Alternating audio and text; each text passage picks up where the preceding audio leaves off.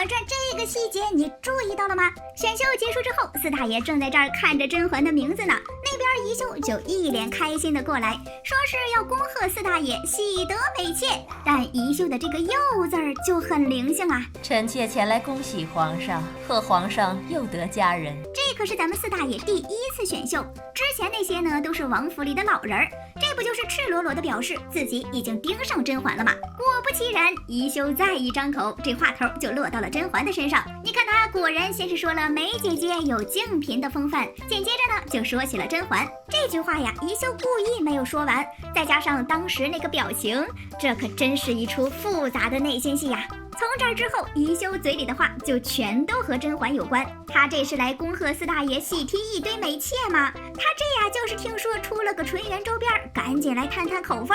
宜修呢也怕再来个纯元加强版，悄咪咪的就给自己从皇后之位上踹下去。这不，一看四大爷想让甄嬛当贵人，立马就开始暗戳戳的搞鬼。先是说可以呀，后来呢又把这几个贵人的位分说了个遍，目的就是想阻止甄嬛当这个贵人。但为啥宜修没有阻拦四大爷给甄嬛定封号呢？因为这个封号是婉呀，纯元就叫婉婉，你说巧不巧？其实四大爷说自己早就想好封号的时候，宜修的笑容就已经在逐渐消失了。但就是因为这个字儿，所以宜修并没有再去阻拦，因为甄嬛现在也不过就是一个替身，有什么好担心的呢？再说这第二天华妃去请安之前，先是找了个借口处理掉了福子。虽然人家开会迟到，但他就好像知道宜修在说他坏话一样，一进门就是一顿输出呀。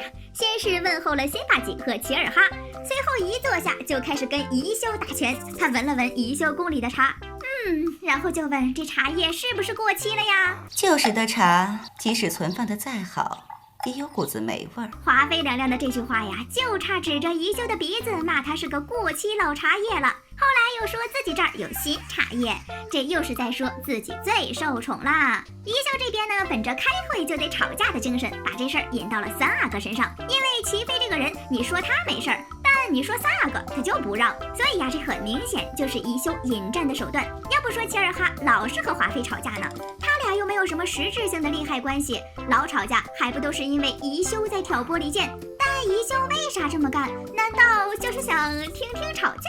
这其实呀是因为三胎。如果齐尔哈和华妃的关系好，那三阿哥不就成了别人的妻子了？宜修这个反派呀，真是一举一动都值得深思呀。然后就是华妃各种说自己受宠啊，皇上就宠她一人儿。最后在宜修和齐尔哈的联合攻势下，气得华妃当场早退。这个时候其实就能看出华妃的狗腿子曹琴墨想跳槽，看人家丽嫔跟得多积极呀，跟上去之后还得跟曹琴墨使眼色，可曹琴墨却看了一眼宜修，并不是很想跟上去的样子。安陵容和甄嬛关系破裂，早在一开始就有细节暗示，你看懂了吗？在选秀结束之后呢，中选的秀女们就要等圣旨啦。这段时间呢，甄嬛把安小鸟接到了自己家里，他们俩的情谊是在这个时候开始，但他们俩的感情也是在这个时候出现了问题。在安陵容第一次踏入甄嬛家的时候，其实这俩人的差距就已经显示出来了。安小鸟刚到甄府还没进门的时候，自己就把浣碧错认成了小姐。虽然刘珠和浣碧没觉得有什么，但安小鸟鼻尖的空气都要凝固了呀！咱就是说整得太尴尬了。要不是甄嬛会说话，安小鸟铁定要在这种情绪中度过好几天。安小鸟还没在甄嬛家待几天，这圣旨就到了。但就是在接圣旨的时候，有一个细节很能说明问题。公公在宣甄嬛的圣旨时，安小鸟也和他们一家一起谢的恩。其实给甄嬛宣旨的时候，安小鸟完全不需要谢恩的。你看后来给安小鸟宣旨的时候，人家一家子就毫无动作，这就算了。之后公公介绍嬷嬷的时候，甄嬛当时就行了个礼，安小鸟在后面直接被整了个手足无措呀。方若跪下行礼的时候，甄嬛第一时间就去搀扶他。这个时候后面的安小鸟就想行个礼来着，这甄嬛就是再次把安小鸟给整不会了呀。就安小鸟这个自卑敏感的性格，铁定是受不了甄嬛一直压在自己头上，散发着优秀的光芒的。他自己本身就没什么优势，跟这样优秀的人在一起太累了。而且安小鸟会认为甄嬛知道的这么多，为什么也不提前给她补课，不然她也不至于像现在一样丢人。所以从这个时候开始，安小鸟就注定会和甄嬛决裂。之后呢，方若就开始给他们普及紫禁城小知识。这个时候的浣碧就透露出了自己的小心思。方若在普及知识的时候，就说到了宫里的皇后和皇上，浣碧就说了一句：“当今皇后是庶出呀。”听说当今的皇后是庶出，这话可能当时乍一听没什么，可是跟后面他勾搭四大爷连在一起的话，这事儿是不是就变成了浣碧在进宫前幻想过成为嫔妃？后来呢，看四大爷宠着甄嬛，自己心里的那点想法就更加强烈。追根究底呀，还是浣碧早就在进宫前就动了歪心思，只是当时的甄嬛和安小鸟都顾不上他，所以呢也没有发现。一个细节告诉你，到底是谁在甄嬛的碎玉轩搞了鬼。这选秀已经结束了，教习嬷嬷呢也都已经送到了各府，接下来的分宿舍工作就得交给咱们宜修和华妃来操作。一开始呢，宜修把甄嬛分到了承乾宫，这个宫到底有多好呢？反正黄规全说这地方是紫禁城的完美宫室。承乾宫可是个好地方，又宽敞华丽，离皇上的养心殿又近。在《如懿传》当中，扎龙也曾经想把这个地方赐给韩香见，当时魏延婉的反应就足以说明承乾宫有多好。这样一样好地方，那岂不是后宫嫔妃都想要的宫室？这甄嬛得到了封号，宜修又给她分了个这么显眼的宿舍，华妃只要不傻，就肯定能注意得到。甄嬛这不就成了连瓜六都不想当的出头鸟吗？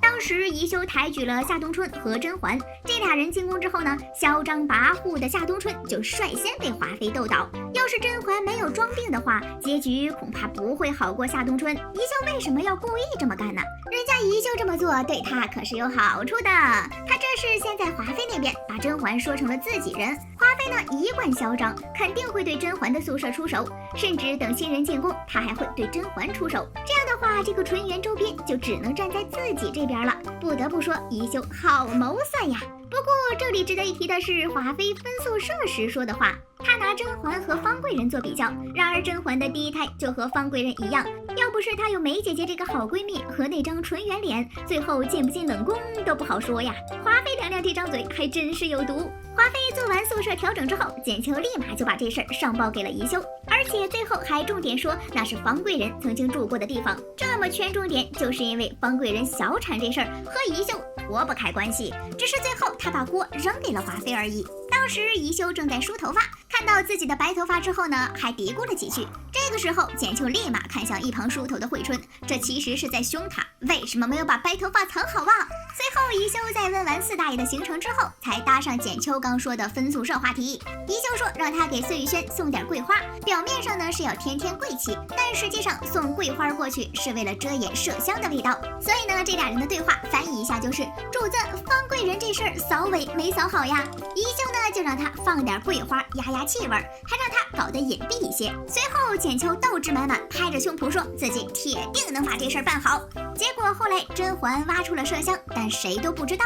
所以呢，后来甄嬛怀孕的时候，宜修直接整个瞳孔都在地震呐。宜修表示我当场人麻了呀。宜修虽然前期一直是老好人的形象，但这暗戳戳的事儿还真是不少干，又是挑拨这个，又是离间那个的，而且呢心思缜密，计划严谨。不过更没想到的还是浣碧这个小心思，以及安小鸟和甄嬛刚开始就要结束的姐妹情啊。好了，本期视频就到这里啦，宝宝们别忘了点赞评论哦，比心。